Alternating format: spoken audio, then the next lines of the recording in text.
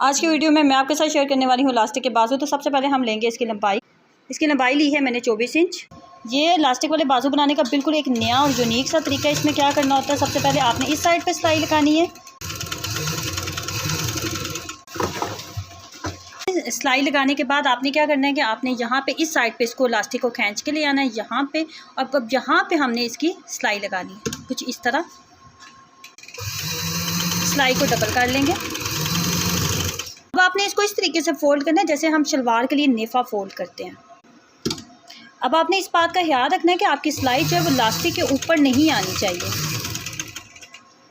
इसको इस तरीके से आप सीधा करते जाएं। इलास्टिक को थोड़ा खींचते जाएंगे और सीधी सिलाई लगा लेंगे। बस सिलाई आपकी इलास्टिक के ऊपर नहीं आनी चाहिए। ये देखिए जी, इसकी ये फाइनल लुक है। अब हम इसकी साइड की सिलाई लगाएंगे और ये हमारे इलास्टिक वाले बाजू जो हैं तैयार हो जाएंगे।